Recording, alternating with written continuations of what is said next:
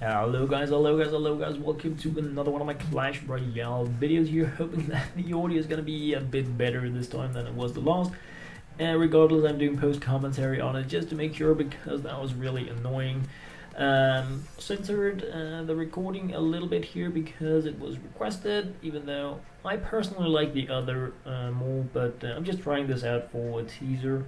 But to be honest guys, I think it's really annoying to have it in the middle. I do like having it in the side. I also know a lot of players that watch videos, they can like corner things out to the side of the screen and have other stuff going on when it's not centered in a video. But yeah, that's another thing entirely. This time around, because I'm doing post editing commentary on it, I decided to add in the case openings at the start of the video here, because yeah, I just really wanted to. It's for those that just wanted to check out a golden chest, a few silver chests, and the crown chest for today, then yeah, you can pretty much snoop into it just like this here, and just check out the stuff that I was getting.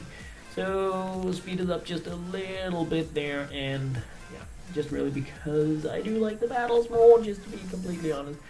But yeah, loads of chests, and of course the money is good, the gems are good, getting loads of stuff that I have huge amounts of. But what I am needing the most in the game right now, I do have the funds, as you can see, but in general, trying to upgrade the ones that are costing like 4,000 and stuff like that is it's really it's eating all the game finances. But I'm trying out a few different decks, and then I will go like spend 4,000-5,000 on upgrading things related to a new deck I want to test out. So I have many different things that I'm doing, and I'm not just buying like whatever comes up. I do often buy a rare or two when they are on in the shop, because I can donate them to others as well. So yeah, the deck that I'm playing with now it's like a semi-flooding kind of deck, and that is why I have the Rage spell, I have the Goblin Hut. It is one of many decks that I fooled around with while trying to learn the game, and what I was showing there is pretty much some of my learning game process, because lightning, of course, I was really hyped about the lightning spell, I still am.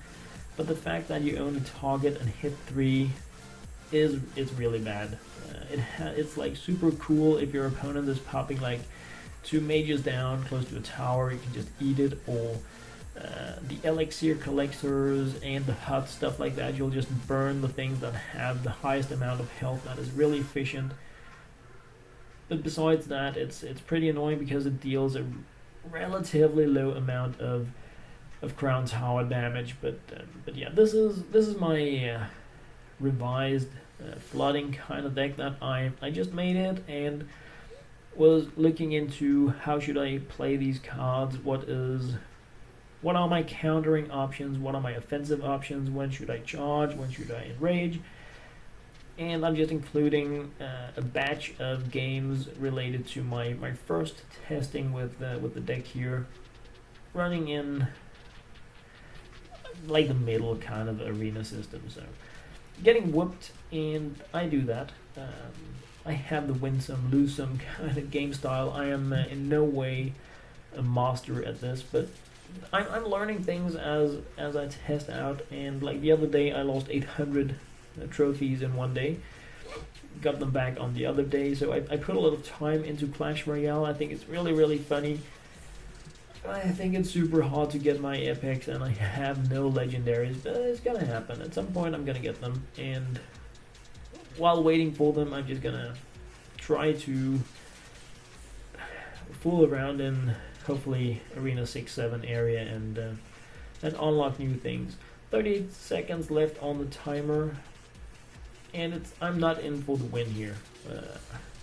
I am the one down with the tower, but I finally see a chance to rush towards my opponent with the rage and with my almost there, right? But yeah, managed to go on a break even, so that we go into overtime. Overtime is probably the part of this game that I like the most. It is often in the overtime I win my games. And I think it has to do with like you can do so many things so fast because the mana is going like crazy fast, and people are a bit stressed, so you make worse decisions really when gaming. Not that I'm like I said, I'm no expert. I try to do my best. I learn, I improve. More than anything, I try to play for the most part to get my cases, to get my unboxings, to get my crates, because you guys know how much I love doing that stuff. I mean, there is no progression in this game without leveling up cards, and we have so many cards that we can choose from. And that is what makes this game like magical. I think it's because we have all these silly options. Look at that. Look at how close that was. Look at that lightning. Take out the tower. Boom. And just turn around the win on the, on the last part of the gaming. I like that. Even though I don't really like winning these silver chests, but it's okay. It's better than nothing. So managed to win. The first game that I didn't include was a losing game, and because I did the post video commenting on it, I felt why put in those additional minutes. Trying to experiment a bit with my positioning on the hut. Sometimes I put it down in the corner, sometimes between the center tower and the others. Trying to really find a good spot where it gives me as much value as possible if players target it with fireball or rocket or something crazy. Once again, trying to use the lightning to deal with flood. Really bad idea. It actually took me a few games before I understood that the lightning only hit 3 targets, and that it only hits the 3 targets with the most hit points. So like, I didn't read up on it. I was just, oh, it deals this much damage, pretty cool.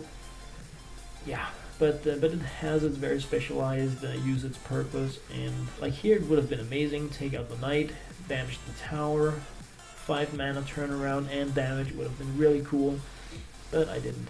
And that's just how it is. I cannot change that, but I mean, it's a trial and error kind of thing for me also, because I like experimenting with things, figuring out what works for me, what is a fun play style. The flooding is part of what I really like. My least success has been with the tower type decks. I am horrible at those. I know a lot of players do the Mortar Expo, Bomb Tower, Elixir Collector, Mirror kind of decks, and sometimes they really beat me. I wanted to try, so I spent a lot of resources trying to level up those cards, but I could never really make it. It looks so easy, but not for me, really. So I have more luck with different types of decks, but yeah. The part-timers doing the flushy-dushy thing, and that is where the bomb tower would have been ideal, but this kind of works out as well because my opponent has no anti-air, and I have my minions. They get removed, and my witch comes down just a few seconds too early, but we have a nice mid-lane clash here where I'm able to pretty much turn things around again, hide behind the like wall of skeletons, deal some tower damage with the rage. Just not really enough. Opponent coming like a rebound style, but yeah. This time around it wasn't good enough. I could have lost on the move I made there because it was horrible. But luckily I don't. And like going into the overtime again, pretty much where my game is. When I lose in the overtime, and I do that very often as well, it is when I play against the golem, for instance. The golem is like crazy epic that I don't have, and when you pop down the golem and you pop down a giant or something like that, it's crazy. So I was up against a level 3 golem today, and no, level 2 golem today, and level something crazy high giants coming, and I just put all the damage I had in towards them. They just walked down to my tower and ate it, so it was really frustrating. But yeah, it works, and I would like to be able to do the same, but I can't. But I hope to be able to do that soon. moving in on the last part of the overtime here, looking like a draw. But then we have Dr. Ninja Pants in for the rescue once again. The Hog Rider is one of the rare cards that I'm actively pursuing in terms of trying to level it up. It is really hard to obtain these Hog Riders, I feel, even though I'm in a guild clan where players are very generous. We are all donating cards like crazy, but right now it's like everybody wants a Hog Rider or a Musketeer or Minion Horde or something like that. So it's like, okay, everybody's requesting the same stuff, and I want it myself, so things are going a bit slower in terms of progression right now, but I think it's a really good sign that others are getting to higher arenas as well, making the game more fun for everyone, so that is really good. Oh yes it is. Lightning once again, completely like failure play, but yeah, like I said, learning. Freeze, I love that. It is another one of the spells that I just can't really make it work to my favor. When I play with it, it's as if I can just never use it at the right time. So I put it too early, I put it too late, and I need to practice the timing. Just as one of my other decks, I decided to start playing with Fireball because Lightning has the disadvantage really of only hitting 3 targets, and so I need to practice the aiming stuff with the different types of spells. And that is, I think, when I lose playing Clash Royale right now in, let's call it, equal battles, where I'm not facing a level 9 opponent playing level 7 and somebody doesn't come with a level crazy legendary or epic.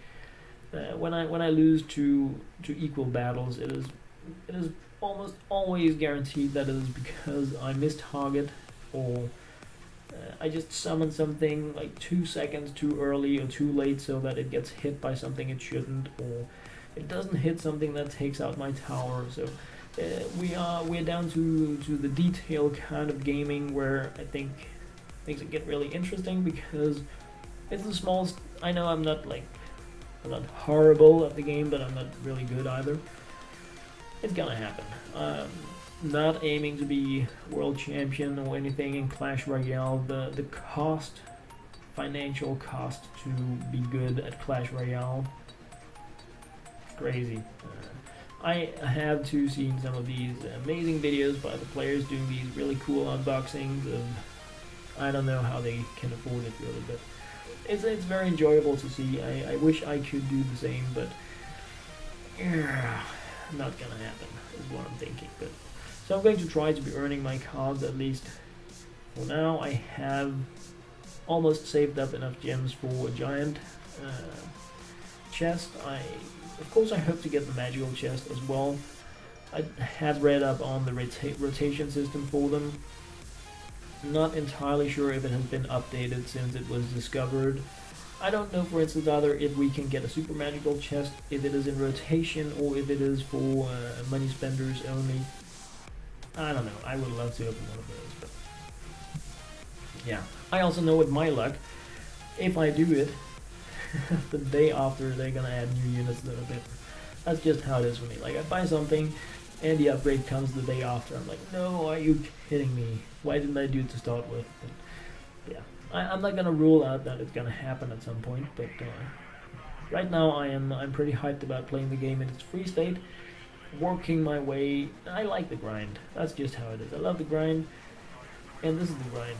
So that's good stuff. Going rage with a few skeletons hitting my Hog Rider, but on the other side I have a level 3 epic prince charging into my tower. So that's like bye-bye pins, and yeah, the wizard hiding behind the prince as always. I really like the wizard. I really like the wizard, and I do have one also, I think level 5. So I play with him in some of my decks. I love just putting him down when people come with their minion hordes or whatever it is. Just put down the wizard, and it's like, okay, this was better than arrows, because I have something on the board now where before I had nothing, and your stuff is dead. So another one of the cards that I'm experimenting a great deal with, because of course it dies really easy, but on the other hand it deals like insane amounts of damage once allowed to roam freely on the board. 329 health on the right tower. Opponent goes well played, so that's always nice. I expect to take it out. I have my lightning option, meaning that I know I can go over time. The question is, how do I do it the smartest? Because if I just lightning it away, my opponent is going to focus on different type of gaming. But now I have the wizard, and if I had been just a bit more patient, I could have gone the musketeer as well. But it was a very good mana-wise investment to get the wizard away and the tower in one shot. But if I had gotten the musketeer as well, it would have been like pretty crazy easy win instead. Again, the patient kind of thing. When is it a good idea for me to burn a little bit of mana? When is it a good idea to risk taking in more damage because the opponent is